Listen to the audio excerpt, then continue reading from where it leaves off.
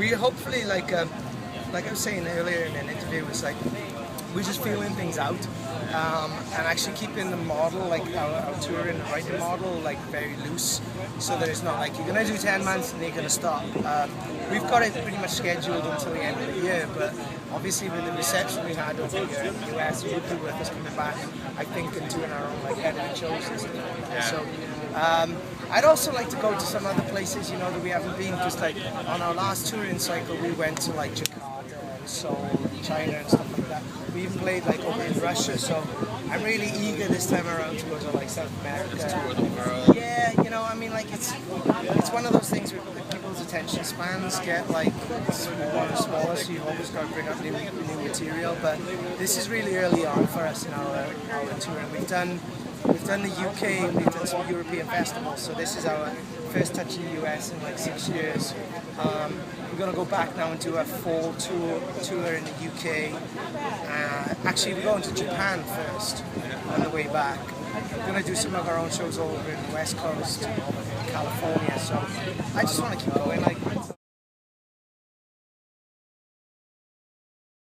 we basically say like this is fire and this isn't fire, and we need to go back to Australia before the end of the year. So you guys have like a big say in what you guys do. Oh yeah, I mean, like this is our lives, our career. I mean, we've got families and stuff as well, so like as much as we love being out on the road, you know, we can't really go away for 9 months now without stopping off at home because we've got like babies. So like this at the beginning of an album launch, it's always going to be fairly intensive.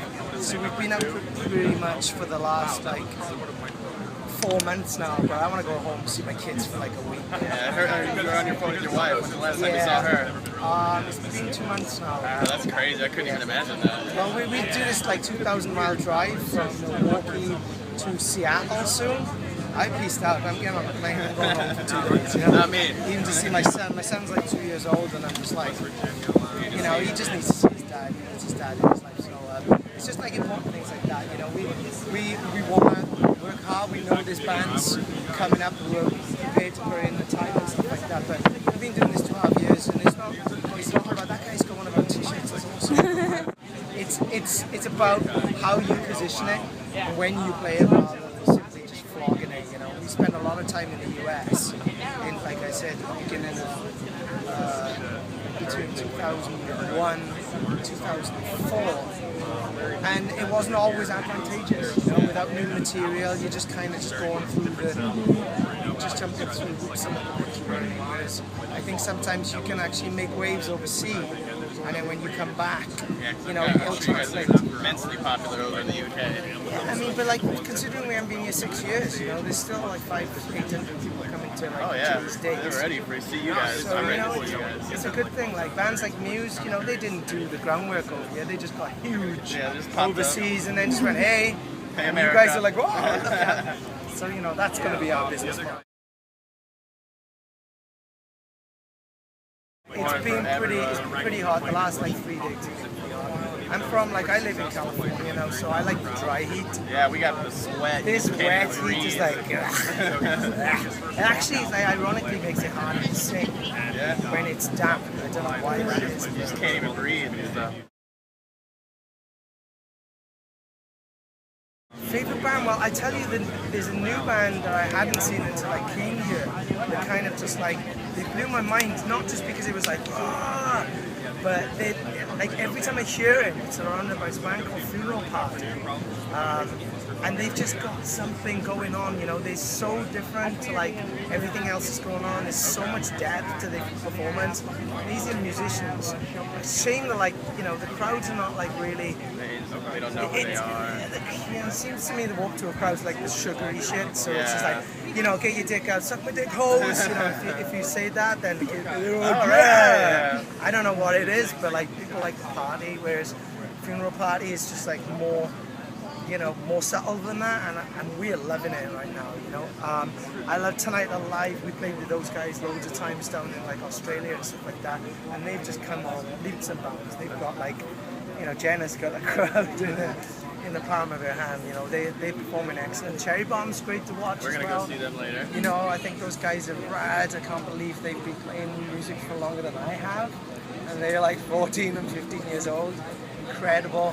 And who else was I? to say something, I can't remember what I was going to say. We got Census Fail, we got playing Take Back Sundays here. Yeah, we took those guys out when we did our arena tour in like 2006. They were like amazing. Oh, always good. Those guys are awesome.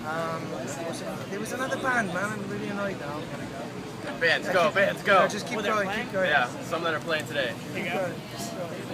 We got the list. We're pulling in the list. All right. Makes my life easier. Streetlight Manifestos here. From Always Atlantic. good. Oh, that's right. I want Skinny Lister. Skinny Lister. They were playing outside. They had the accordion going. Yeah, Incredible. Like they make so much. Like the amount of noise they make for whatever. It sounded like I was like in Ireland. Just all of a sudden, boom. Such a good vibe. I love that. I was surprised by that. To be perfectly honest, I hadn't heard it before. So when they came on, I was just like, what? I want a pint. Yeah, right. 11 o'clock in the All of a morning, I want to sudden. get smashed. It's so good. I think it was people. At one time they made somebody made dolls of us. Really? So they taken I guess the Backstreet Boys dolls, but then made clothes from them and like edited them and put They all had the like tattoos. tattoos. It kind of felt a little bit like what's those fucking things you stick like pins Voodoo in? dolls? Yeah. You're kind of creeped out. I was like, thank you. Thank you for giving them to me. Yeah. At least you know where they are and they don't have them being voodoo dolls. But, Just storage somewhere. It's kind of. I hope it's like going to be like my Dorian Gray, where it ages and I aging stay young. It'd be great. well, looking like it's working for you now. Thank you very much. Thank you for the Look energy. at this.